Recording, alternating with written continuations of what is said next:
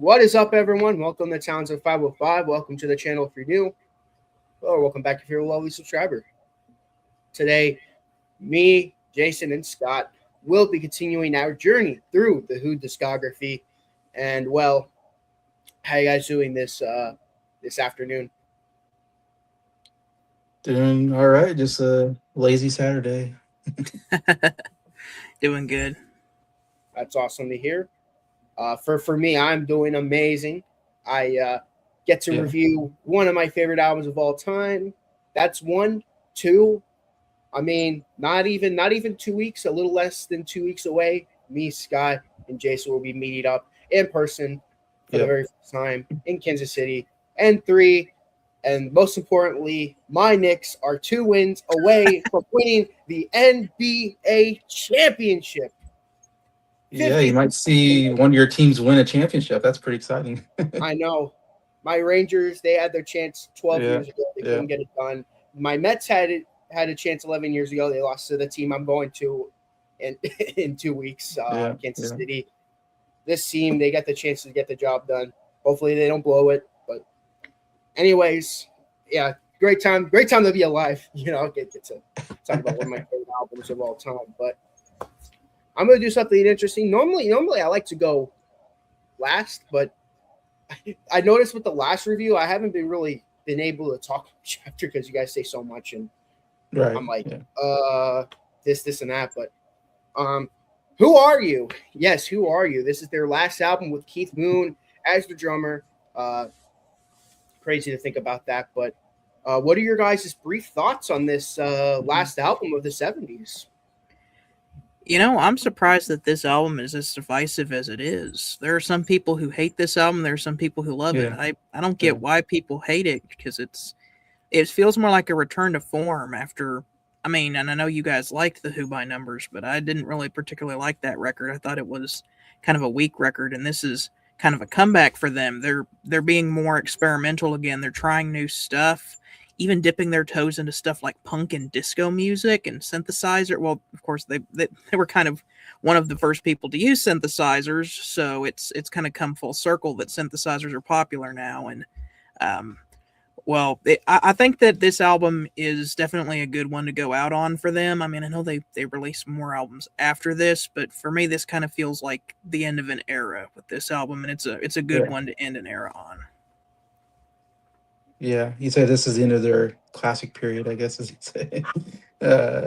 End of their prime period, I guess, in a sense. I kind of agree with you totally that this album reminds me a little bit more of Who's Next. I think on the level of production value and all the synth is so good on this album. I love all the synth used on here, and it just sounds so great, this album, just like Who's Next. And I liked Who by Numbers, but it's definitely different because it's not as much rock in that album. I feel like it was a little more softer. So yeah, it was a little bit different. I still really like the album, but this one goes back to more like the rock music that Who's Next was, which is great. This is one of my favorite albums of all time. It's funny. I'm gonna release my top 10 albums again. It's gonna be a lot of Who and a lot of Queen, but that's just how it is. I'm gonna have at least 3 Queen albums, at least 3 Who albums. Like 6 of my 10 albums are gonna be Who and Queen. Different bands. That's just the way it is. Yep, this is one of them. I still don't know if I like this album more or Quadrophenia. Those 2 albums have been going back and forth for me. I mean, for me, Quadrophenia, I would have to be in the mood to listen to a double album. So maybe this album gets the edge just for the fact that it's a little shorter than Quadrophenia, for the fact that it's not double the amount of albums I have to listen to. But this is such an amazing album. This is the second Who album I ever bought. This is the third album this is the third Who album I've ever listened to, because I listened to Tommy when I was a little kid because Pinball Wizard was on it. Interesting first album, by the way. I listened to Who Are You? I mean, Who's Next? But then I noticed, because one says Who's Next, Who Are You? I'm like, maybe this is going to be another really great album because it's another album that has Who in it. Like Who Are You? Who's next? I thought it's going to be. Yeah. I listened to it. I'm like, this has to be like this has to be like a well loved album. It's like really great. It has that hit song at the very end. Like people must really like this album. Yeah. I go to look up. A lot of people don't like it. I watch this Who ranking. This lady put it at dead last. Even some of their post Keith Moon albums, she puts this. I'm like, really? This is their worst album to you? I'm like, you're crazy. But I'm not here to judge, but it is what it is. But I love this album. I'm very looking forward to reviewing it. And well, let's get started. Actually, before we get started, I want to talk about the album cover. What do we think about the album cover? Because it has the very famous chair that Keith Moon sat on it, not to be taken away. What do we think about the album cover? One of their best album covers. It really says a lot about the band. Them with a bunch of dangerous electrical equipment with signs that say danger, high voltage, keep out. And then, of course, Keith sitting in the chair that says not to be taken away, which was sadly very prophetic with what happened in just a few months of the release of this album. And when you look on the back, and it's like it's got the cables too, more cables on the back. Like this just says a lot about it just screams electricity. And that's really what this album is it's electric. It's firing on all cylinders throughout the whole thing. It's a good kind of visual description of the music you're about to hear when listening to this album. And just a bit of a side note, but Daltrey's voice on this album, I don't know what happened between the last album and this one, but Daltrey's voice on this album is at another level. This is him at his peak vocally. Yeah, I really like the album cover. I agree. I love all the chords and the amps and stuff like that. I think it's a cool look. I like the outfits except for Keith Moon stands out. It's like, what is going on there? But it's like the other ones, it's like that's typical of what they look like when they're on stage. So I'm like, yeah, this is like classic Who, like what they look like, except for Moon. He's the only one that like dressed up weird, but yeah, it's a great album cover. I think Moon was trying to hide his beer belly by sitting on that. That's what I heard. That's what I've heard. He had a beer belly. He just trying to hide it with the chair. He thought he dressed like a jockey or something. I don't know. Yeah. Yeah, it's a really great album cover. Very, I mean, to me, it's if I were to rank their album covers, it would be like top 3 for me. But anyways, let's get to the actual album now. First song on the album is New Song, and what a great album opener. You can hear the electronics. The guitar work is really good. I like, like Scott was saying, Daltrey's voice goes on a whole different level on this song. You need a new song. And burn my soul. It'll take me too long. I mean, the energy's there. The chorus is really good. You write the same old song with a few new lines. And everyone wants to read it, sing it. It's like really great stuff. I'm guessing Townsend wrote this because I guess like he felt like he was writing. Yeah. It's like the same old songs, the hit songs and all that. He was just like tired of that. He's like, I want to branch out and stuff. Yeah, it's a really great, like, powerful opener to an album. This is underrated. I mean, amongst their album openers, this is like an album opener that I think people would be like, man, this is like a great album opener, but no one talks about it. I mean, besides the last song on the album, no one talks about any of these songs. So a couple of them are like super, super underrated, which we'll get to that second side. I'm excited to talk about that second side, but this is a really great album opener. Gets you right into the groove of it already. Doesn't hold anything back. Yeah, this is a really cool way to introduce kind of the new sound of the band. They're kind of going for, we're going for an updated sound, trying to keep up with the times. You can hear almost like a punk influence on this song here. And then, of course, the times kind of honestly caught up with them as well. Like I was mentioning earlier, like they're one of the first bands to use synthesizers, and now synthesizers are popular. So that synthesizer line fits right in with the times as well. Um, I love how just tongue in cheek the lyrics are on this song, where it's basically saying like, hey, you guys dislike us so much that we could write the exact same song with a few new lines and you would love it. Kind of cynical look at the music industry there, but great vocal performance as well. And I love the kind of breakdown at the end where it kind of goes into a little bit of a different feel towards the end, and you get the same old song at the end. It's definitely a high energy, up tempo way to start the record off. I agree. I thought it was a really good rocking song to start off the album. And yeah, right away you get like this, instrumentation so good, and the synthesizer use is so good. I like the sound overall. I think it's maybe one of the highlights of this whole album. Just the overall sound is so good on these songs. Yeah, I said there's kind of almost a meta-ness to the. It's a song. It's a new song about a new song or something like that. I don't know. It's like they're a band talking about writing a song or something. I like that, and the backing vocals also I thought were really good. So yeah. All right. We get to the next song on the album. We get one of Entwistle's songs. He doesn't sing on it, but he wrote this one. Had Enough. What do you think about? I mean, I can review. This is a great follow-up song. You get again. This is an Entwistle song. You know what's funny? He was gonna make an album. It was supposed to be a concept album, like a robot album, and so I guess something like I guess he just didn't want to do a full album. I guess he changed his mind. I don't know the full story behind it, but he ended up changing his mind some way or another. After listening to the song, I'm like, man, imagine like a Who album like entirely written by Entwistle with Daltrey singing it and everything. That would have been cool.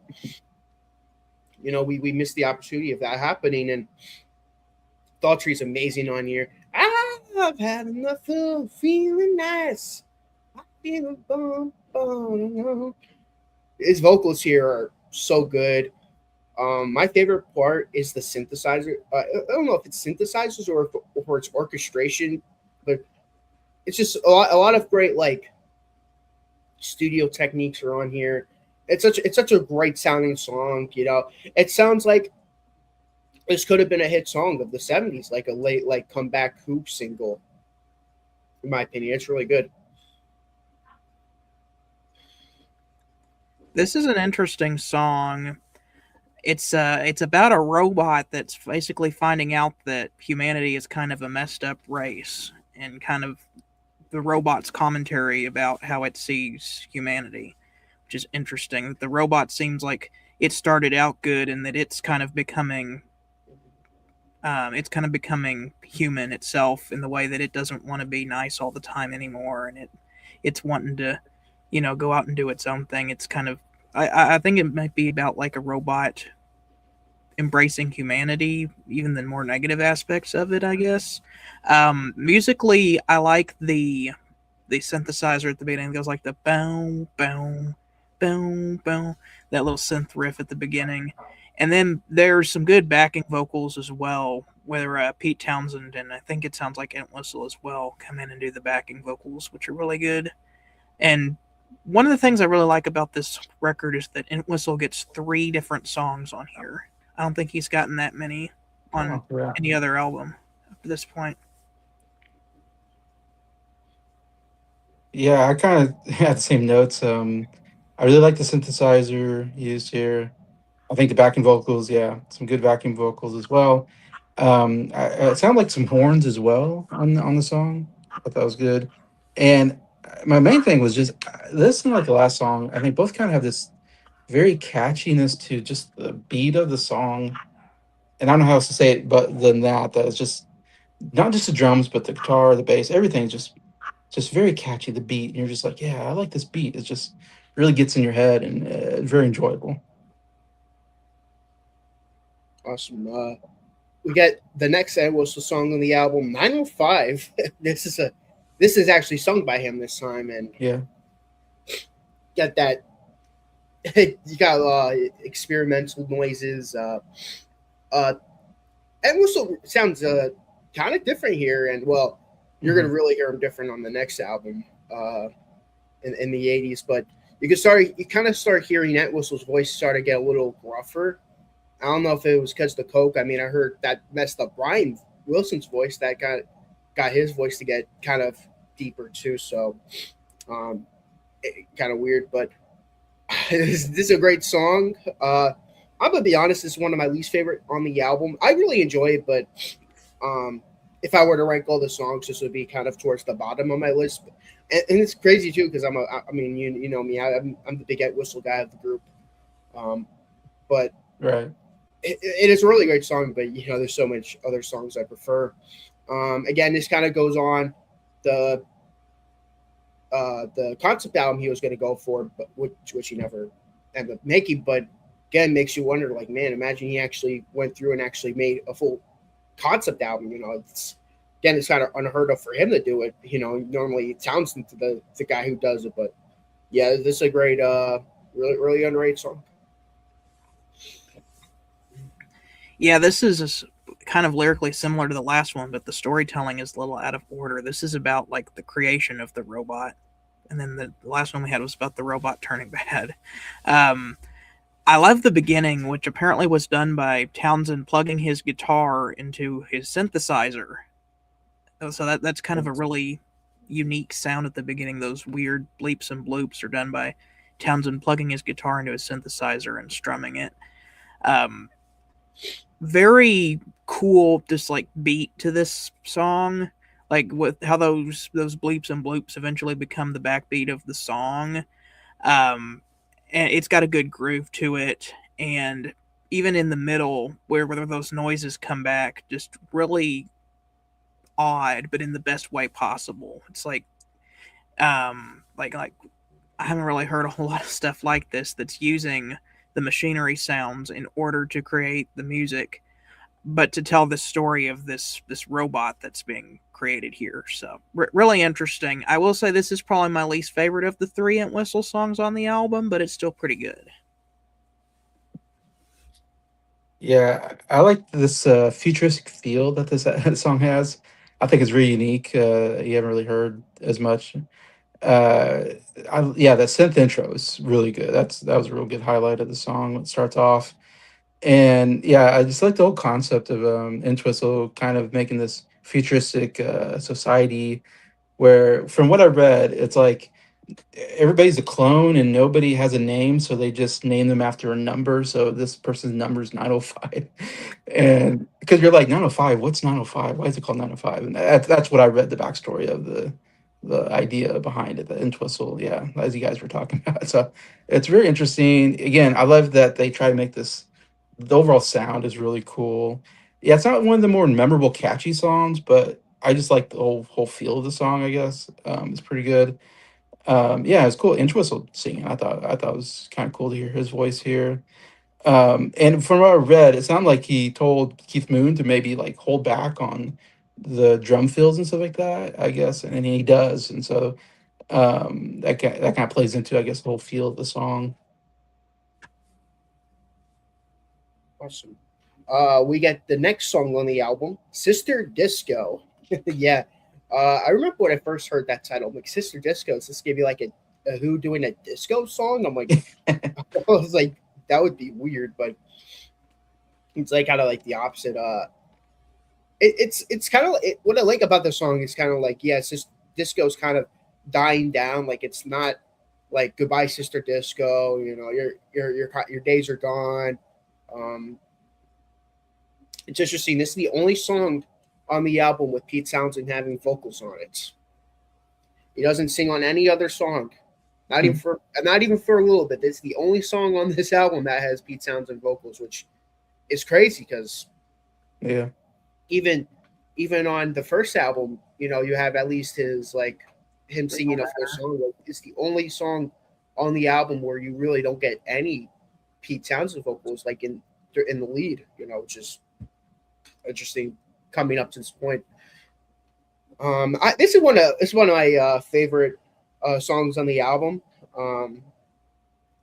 May or may not make my top 5. It depends. I do like that part where Townsend does come in. Ah, Sister Disco. So it's like my soul. Like just a fun song. Of course, Daltrey's killing it with the vocals still. The synthesizers are amazing. Yeah.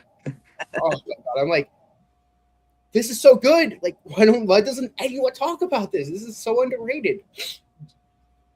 Criminal, but yeah, what a great song. Yeah, this is another one of those like almost tongue-in-cheek meta type songs because it's lyrically slamming disco and musically embracing disco. So I think that's kind of humorous how they did that. The music kind of has a disco vibe by using the synthesizers to recreate a disco string section, and then lyrically just talking about how like disco is barely holding on and is going to get sewn up like a kite in a hospital. Um, it's a very funny song, and musically it's just awesome. Shout out to John Entwistle. His bass line on this track is epic, especially on the bridge section when Pete Townsend comes in. He's got some good bass fills there. High energy. Again, Daltrey's vocals are turned up to 11 just on this whole album. Vocally his best. This is one of the best songs on the record, and the chorus is just so catchy with the "Goodbye, Sister Disco." And the synthesizer strings, just every time it goes with the and then John's bass comes just like just epic. Yeah, this is one of my favorite songs on the album, and I remember liking it before, but I don't remember if I liked it this much. And I listened to it and I go, yeah, this is one of my favorite actually on the album, which has a lot of good songs on it. And a lot of it is that synthesizer, like Nick was doing that, whatever that like thing that happens. Oh man, that's so good. I guess from what I read, Townsend, it was like hard to do on stage. I think they did it on stage at first or something, but he said it was a little bit hard to do or something. Because it would be a fun song to hear on stage. I mean, um, 78. I mean, this is disco era though, right? I mean, this is like prime disco. I mean, it's going strong. right in the middle of the disco crack. I was like, it's going pretty strong, I think. 'Cause I remember looking up like the charts at this time period. I remember it was like all Donna Summers and like I was like, holy cow, I didn't realize she was that popular, but it was all disco Donna Even the Summers. rock acts had songs with a disco vibe. Like the Stones had "Miss You" at this point. Yeah, yeah. That's a good point. Yeah, so it was just a bunch of disco, but it's one of the catchiest songs on the whole album. I think that's what I really liked about it. Yeah, when you got to that chorus is so good. I think much catchier than the last 3 songs, and that's why I think this at this point the best song on the album. When we get to this song, the other 3 were good, but this is like, man, this is a great song. I think one of the great songs on the album, and yeah, guitar playing is so good. I it's not that he's like busts out like the greatest like guitar licks of all time, but man, just the way he places the guitars, it's so good. All right. We go to the next song on the album, Music Must Change. And this is the last song on side 1. I really enjoy this song. Don't get me wrong. I like the chorus. The music must change. It's a good song. It's always been my least favorite on the album. It's a good song. It's a really great song, actually. Like, if this was on Who by Numbers, this would be like one of my favorites on the album. But for this album, it's like it's at the bottom because this album is so good. I don't know if it's like a penny or whatever kind of that sound effect in the beginning of the song. I thought that was pretty cool.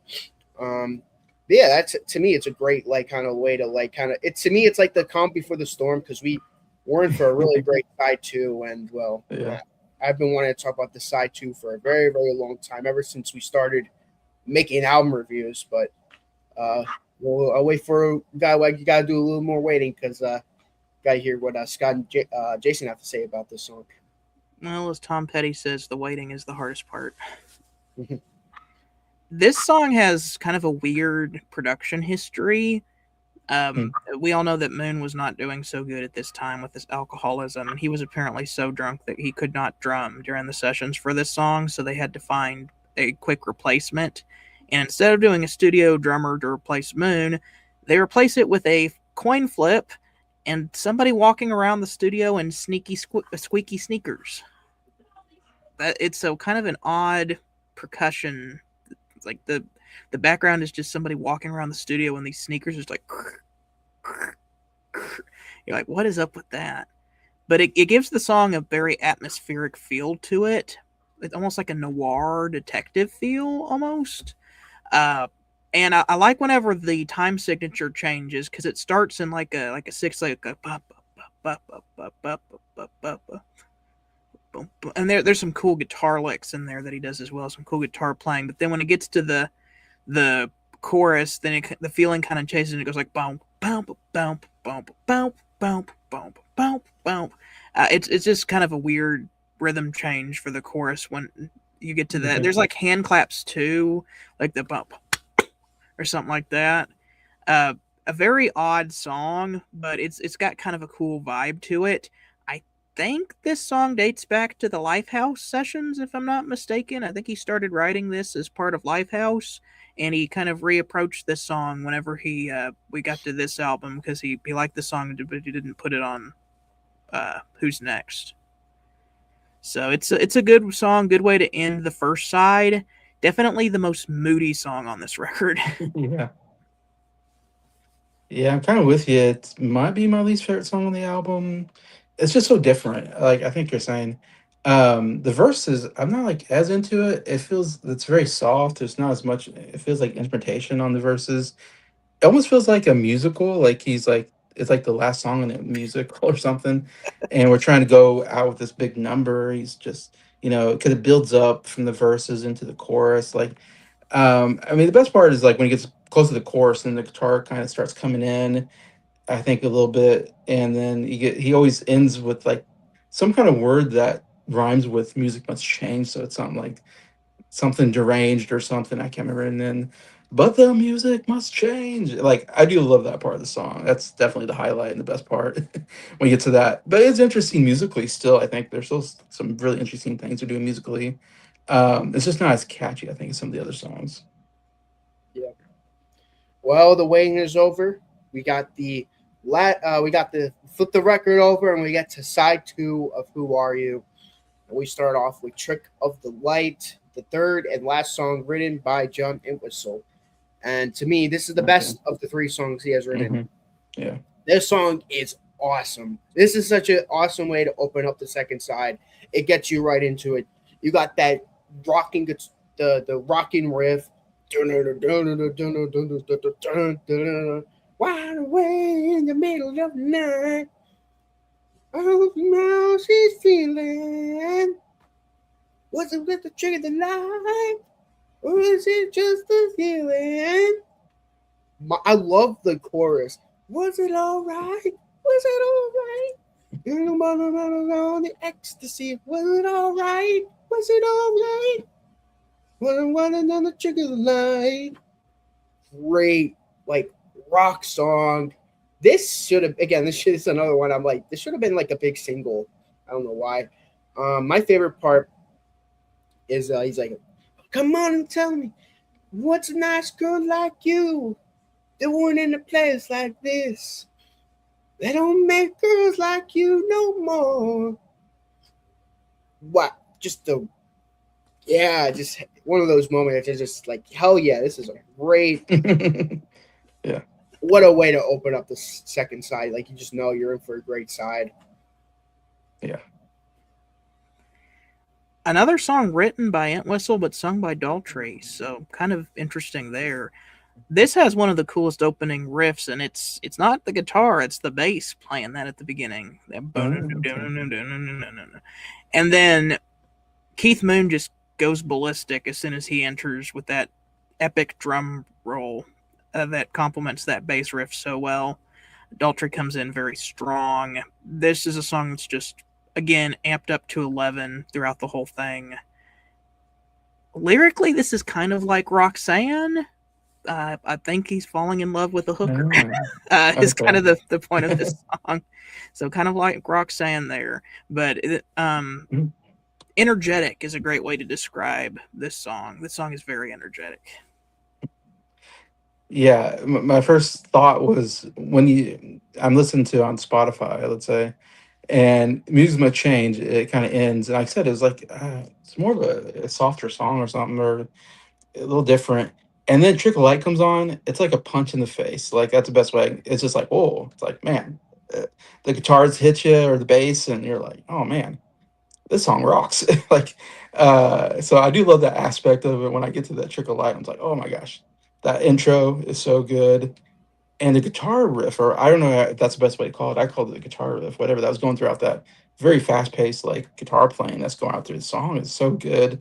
Definitely some of the best parts of the whole album as far as like the guitar playing and everything.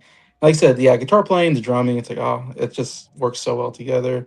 And then the chorus, yeah, I love that chorus. Yeah, I think the backing vocals, whatever that go back and forth is really good. Yeah, it's a really good rock song to start the second side. All right. Well, we're gonna get to another great song on this album, and that is Guitar and Pen. What do I have to say about this song? Guitar and Pen is just one of my favorite deep cuts of all time. It's one of my favorite Who songs of all time. This is like one of the most underrated songs of all time. It is so good. Daughtry's voice on here is awesome. The chorus is amazing. Your guitar and your pen, your guitar and your pen, your guitar and your pen. So great. It's such a great song. I'm not. It's like this one of those songs where I'm like, you gotta listen to it for yourself. It's just, it speaks for yourself. I mean, it's one of those songs where, like, when Scott gets you into the Who, this is a song that he puts on. Yeah. It's a great song. It's such a great like introduction. Like, hey, the Who is much more than their hit songs. They can make good deep cuts as well. And yeah, this is such a great song. I was kind of obsessed with this song the first time I listened to the Who Are You record. I'd only heard the title song and had no idea what to expect with anything else on the record. And this song just especially stood out. Starting out with that kind of, crazy descending piano thing with the synthesizer and the guitar with that and the piano's like in the background. And then Keith Moon comes in with the drums, just like, just doing some little flourishes there at the beginning. And then Daughtry starts singing in like his more ballady voice with the "You're alone above the street somewhere, wondering how you ever found out there." And then everything just starts going crazy. You could walk, you can talk, whatever. You never spend your guitar or your pen, the backing vocals. And then that's kind of whenever the bass and the drums kick in and you get this really cool beat going there. There's like a really awesome breakdown as well where it just kind of slows down, like a bridge section. And I've always loved two lines especially where it's like, what is it? When you sing to your mom and you hum and you croon, and then she says that she'd like it with more of a tune. Mm-hmm. I've always loved that. Or then there's also like, when you smash your guitar. Yeah, you smash your guitar at the end of the bed, then you pick it up and you start writing again. There's so many good lines in this song. Or when you get your money and you stash it in your bloody great sack in your Cadillac. That part as well. Yeah. Or there's something also where it's like you're playing, but then you swear and you cuss because your rhyming ain't clean, but then you start it again, and I don't even remember all of it. I'm gonna have to listen to it again. But lyrically, it's more than just good lines. This is Pete Townshend's kind of challenge to songwriters.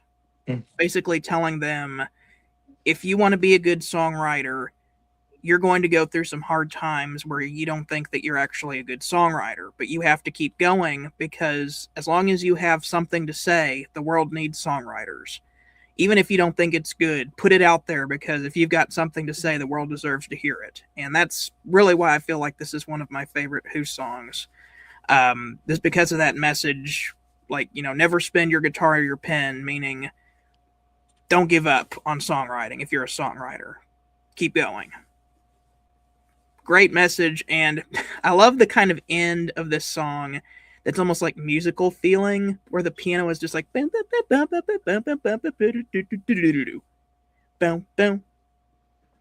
boom. There's like a psych out ending to it. It goes like boom, boom, and then it's silent for a second, and like, did it end? Boom, boom. Nope, it didn't end. But yeah, I like that. I like the last line is kind of cheesy sounding, where it's just like, never spin your guitar or your pen. Do do do do do do do do. It sounds like a musical, but it's fun. I love this song. It's one of my favorite songs on this record. You can probably tell that I've spent more time talking about this song than the other one so far. It's a really great song. Yeah, before I heard the song on the album, I was with you guys and you guys showed me the song first. I can't remember why you showed me the song, but you're like, oh, listen to the song Guitar and Pen or something like that. I'm like, oh, okay. Like I never heard this song before. And then he showed it to me and I was like, oh my gosh, this song is so good. I was like, how have I not known this song? And yeah, it's like, why is this not like a big hit? Like song is so good to me. It could have been like one of their big hit songs, in my opinion. It's so darn catchy. The music is so good. Um, and I find it like what I love about like when I listen to this and I just go, song has like, most songs are, verse, chorus, like verse, bridge, chorus, or something like that. There's kind of a structure, routine thing.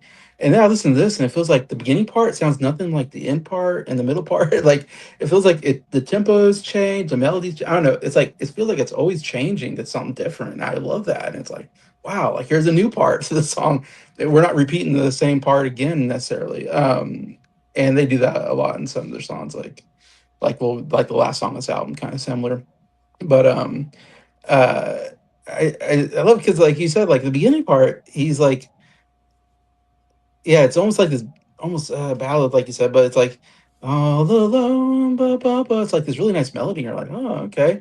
Then all of a sudden, yeah, maybe my favorite part of the song is that first part because it kicks into that guitar kicks in and the bump, bump, bump, bump, bump, bump. I don't know. It has this incredible rhythm to it. I loved it so much when that kicks in and you can read or you write or something and fight and bump, bump, bump, bump, guitar and your pen. I like the way the rhythm is so awesome and amazing, like catchy. You're like, oh my gosh, yeah. Just I love those really the fast beats.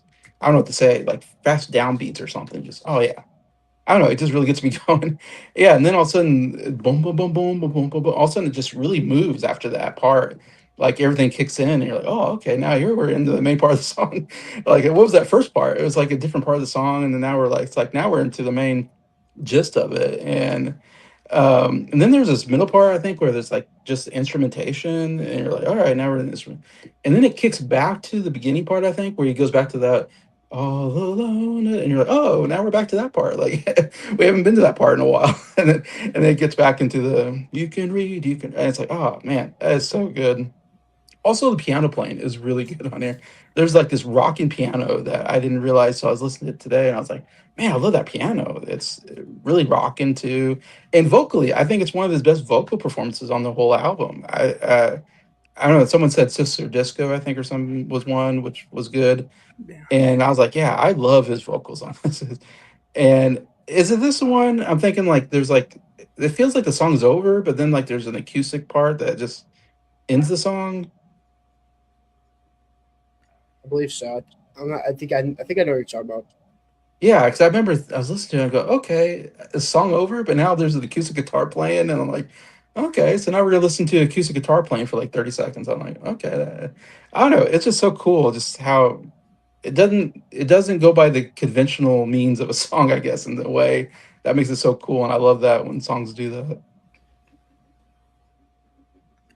I also forgot about a part. I love whenever it goes to like I don't even know what section to call it, but where it's it almost seems like a completely different song, but he's like, it could be there's just one thing left Yeah, in the yeah, yeah. and he's singing in his melody voice, but then you can hear the distortion in his voice turn on when he's singing that. It's like in the end, your guitar and your pen. Your guitar.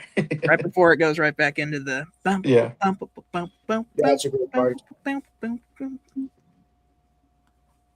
All right. Yeah, we all three love that song. Yeah, it's a great song. We're now on the penultimate track of the album. Love is Coming Down.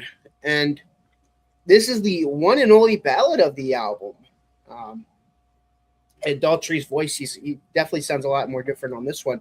It's good, though. It's good. You have a little bit of variety. Definitely a lot more softer saying compared to the other songs on the album. This is a great ballad. This made my top 5. It's such a beautiful song. I like the kind of the chorus. It's like first chance, I screwed up. I gotta start it all again. Mm-hmm. Second chance or whatever. It's like really great. What I love about it is the kind of like ominous ending where kind of barely faintly hear the ending of it. That's really cool. Kind of sets you up for the very last song of the album, which we'll get to. To me, this is a really great like penultimate track to like kind of like close it out. What a lovely song. I was not expecting something this lovely on this album when I first listened to it, but it's in the perfect spot too, because this is setting up Who Are You perfectly. Starting out with the drums, sad that Moon couldn't play the drums on Music Must Change and was in bad condition, but he's in top form on this song. His cymbal flourishes on this song, the intro especially, are just really good. Daltrey's vocals are very different than anything else on this album. He's kind of using his ballad voice again here. And I really like the synthesizer string section on this song. It adds so much to the song. Apparently Daltrey hated it, and he punched Townshend in the face when he found out that he added that on the song. He wasn't expecting that synthesizer strings to be on there. He told him take him off, and Townshend said no, and he punched him in the face. So I guess it was worth the punch in the face for putting on here, because it's kind of what makes this song. I especially really like the end. Whenever you get that big grand finish where it builds up when those strings come in, he goes like, I'm going down, and then the background, I'm going down. Love is coming down, down. Oh, some very interesting chord changes there. And then I love the last line of this song. The song is just kind of about picking up the pieces after a failed relationship, I guess. Because earlier in the song, he says, what is it? I'm not a loser, but did I really win? Yeah. I can't afford to I'm do not it a all loser. again. So he says, I can't afford to do it all again. So it's basically saying, like, I don't think I can find love again. But then it changes in the last line. I'm not a loser, but did I really win? I'm looking forward to doing it all again. Basically kind of saying, Yeah. I'm more confident in myself and I know it can happen again. I'm looking forward to the next time it will happen. And those strings, the synthesizer strings at the end, just kind of ominously fading out and ending on that chord that just leaves you wanting more. Just like, what's going to happen after this? And of course, we all know what's going to happen after this is Who Are You? That song is epic, but we're going to have to wait before we talk about that. Yeah, I thought this was another really great song on the album. And I called them violins, but I guess we're calling them synthesizers or whatever. Because I said, man, I love the violins on this song. Like, you really hear like they're very like fast paced, if I remember right. And it was like, oh man, I just love the way that it's playing. Love a good violin on a song. I thought, yeah, that was great. I think it has the best melody probably of the whole album, just as far as like a pretty melody that you can listen to and go, oh man, very well written. And yeah, my favorite part is that first chance, bum, bum, bum, bum, bum, bum, bum, second chance. But yeah, I love that how they did that with it goes all the way to fourth chance, and that was really cool. Cool how they did that. I thought that was really unique to the song. I did read something about Daughtry headbutting Glenn Johns or something like that on one of the songs. I can't remember what song, but It definitely was this one. It's because of that synthesizer string section. there's definitely some tension. It sounded like on the album, like they were butting heads, and I was like, holy cow.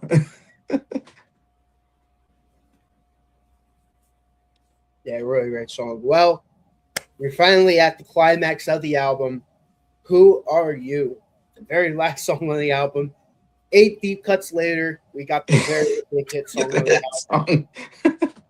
And this song's awesome. I love this song. And you're probably, you know how I am. I have a lot of You're probably thinking, it's probably gonna be like one of his least favorites on the album. No, it's in my top 5. I love this song. The synthesizers are great.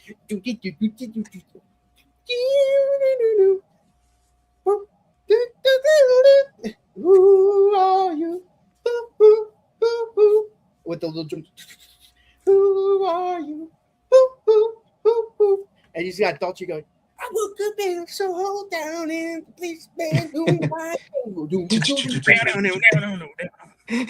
Oh my god, this is such a great song.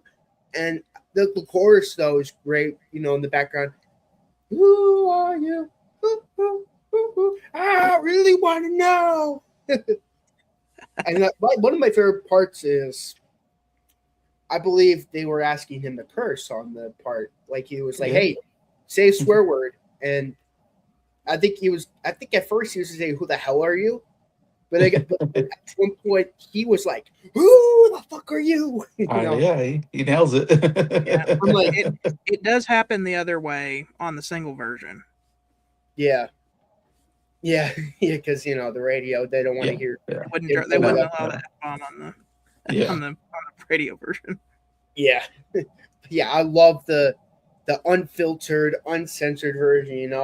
I like swearing when it's not like every other word. That's why it's good to have like a couple of like moments where you feeling a little naughty, a little curse word here or there. I like it. Call me old school that way, but. Maybe that's why I like Outkast a lot, because they don't swear. I noticed they don't swear nearly as much as other rappers do, but yeah, this is a great, this is an epic album closer. This is up there with like Love Rain or Me, who Won't Get Fooled Again, Rael. We're not gonna take it like just up there with like some of the all-time great Who album closers. Mm-hmm. And this might be either my third or second favorite album closer from them. It's really that good. It's up there with Rael and Love Rain or Me for me. It's great, really great song. And it's not like your typical. I've heard a couple of people say this is like one of the worst hit songs. I'm like, really? This is like one of the hit songs. Yeah, come on.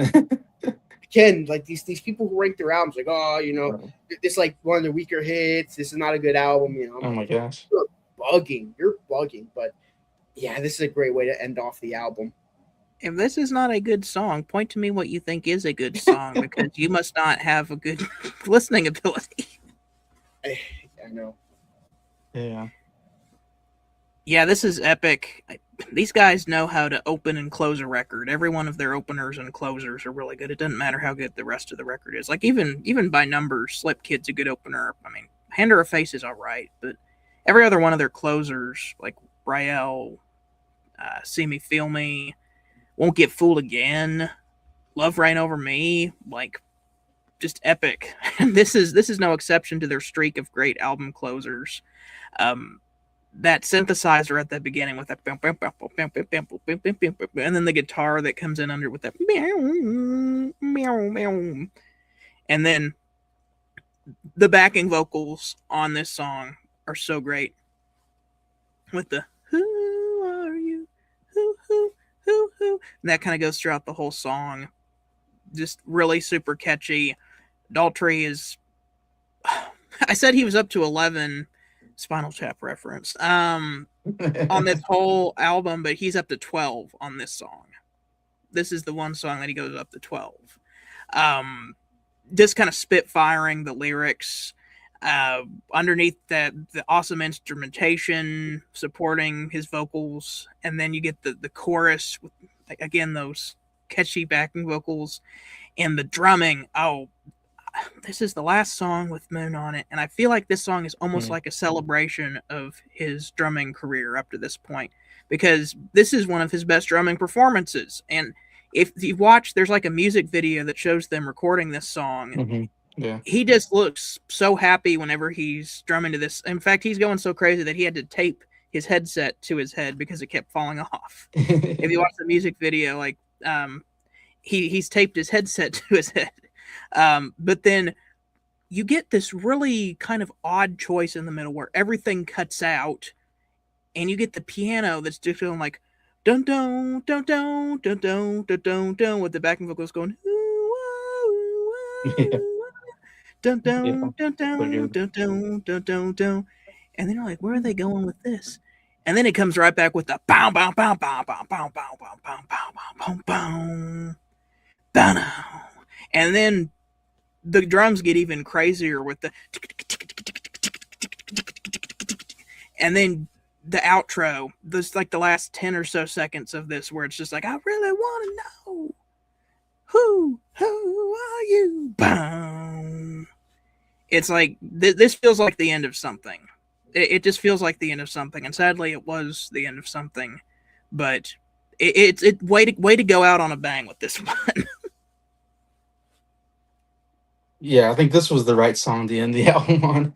I like this is epic. Like I said, it's like I compare it to "Won't Get Fooled Again." I guess in a sense, it closes the album. It's the best song on the album.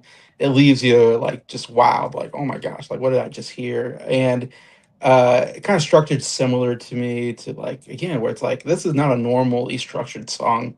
You're going all different kind of places. That middle part, that yeah, the instrumental part reminds me of the instrumental part that they do on "Won't Get Fooled Again." You know, they have this old instrumental part, and then we kick back into the song. I love all that. It's just amazing. Um, I feel like this is this the most recognizable though Who song? I mean, because it's called "Who Are You" and the band's called Who. I mean, everybody knows this song. I would think.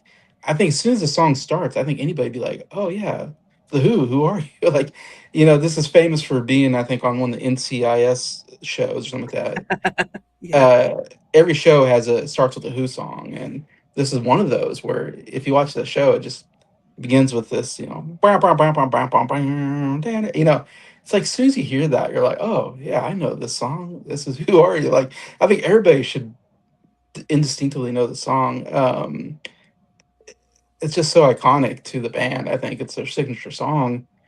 I mean, maybe you'd go with like Baba O'Reilly or My Generation Won't Get Full. There's a couple songs maybe, but this has got to be up there. It's one of those songs that everybody they might not have heard the whole song and know the song like back and forth like we do, but they at least know that part where the Who are you? Like you got to know that, and you go like, oh yeah, that's the Who. And I love that part of the song, the how it begins with that "Who are you?" Who, and I love I don't know, you call it the hi hat maybe or something like that. yeah, I'm not a drummer, but the like yeah. you can hear that.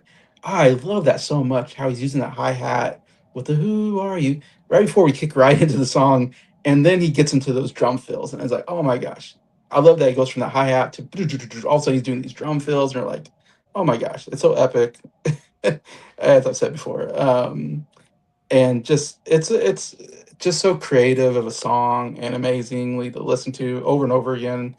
I've heard this. This is my second favorite Who song of all time, right behind "Won't Get Fooled Again," because I think those two are just so. And you can throw Baba Riley in there. Just the use of the synthesizers, just how uniquely they're structured, is just like no other band, I guess. Yeah. All right. I'm gonna give my top five.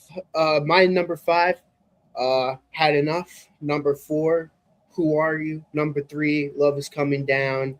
Number two, I'm gonna go with Trick of the Light, and my favorite song, Guitar and Pen. All right. Number 5, I'm gonna go with New Song. Number 4, Sister Disco. Number 3, Love Is Coming Down. Number 2, Guitar and Pen. And number 1, Who Are You? Yeah. Number 5, I'm going with Trick of the Light. Number 4, Love Is Coming Down. Number 3, Sister Disco. And my top 2 are my top 10 favorite Who songs of all time. They're just amazing. And that's number 2, Guitar and Pen, and number 1, Who Are You? Awesome. My rating, this will be the last time I do it, but I'm going to give it a 10 out of 10. I mean, from my generation all the way up to here, it's just all 10 out of 10 for me. Is If it? you're the two compilation albums, Magic Plus and Odds and Sods. I Odds mean, and Sods. to me, this has to be like one of the greatest album runs of all time. Up there with Queen, of course. But yeah, what a run. What an amazing run they went on. And yeah, this is a very great album. I'm going to give it a 10 as well. I think it's a great record, and this will definitely be on my top 10 of 78. So keep a lookout for Yeah. when we do that video. For sure. I guess we're not too far from 78, so Yeah. we'll be talking about this album again. Yeah. Because we'll all have it in our top 10s probably. I don't know about Briar, but I know we three of us will. I imagine he will, but yeah, easy 10 out of 10. It's my second favorite Who album right now. Spoiling that list. Won't Get Fooled Again. This album is just, oh man, they're like so compatible to me. Like, listen to both of them back to back, and it's like you got the best of the Who, in my opinion. Just their style is just so different than anybody else's, and it's just that ending is so epic, just like that album. Just so creative, like I said, and Townsend, and everybody, I guess, Interest has some good songs here, but Townsend, what an underrated songwriter, and arranger, I guess, and all that. Yeah, great album run. Like for me, it's like if I could just go like Tommy, Won't Get Fooled Again. If I could skip, if I skipped Quadrophenia and then went right to like Who by Numbers and Who Are You, like yeah, I would go. Man, what a great run. Fair enough. Well, you guys have any final thoughts before we close out the video?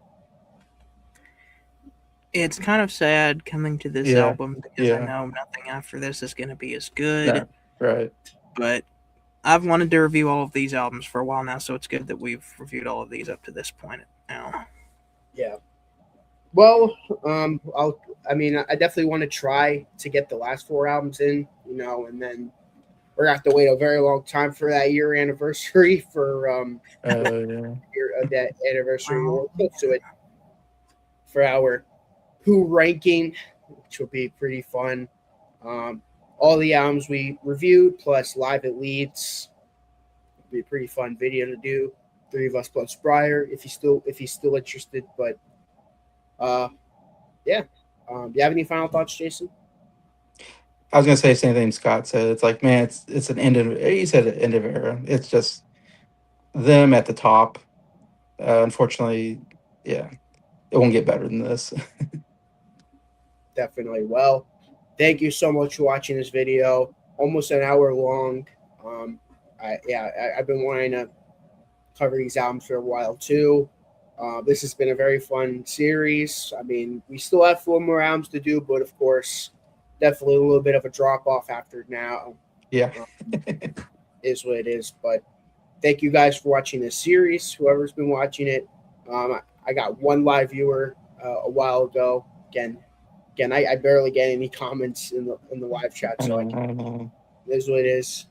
But thank you for watching this video. Whoever's watching the replay, tell me how you think of this album. What do you rate it? Do you agree with us?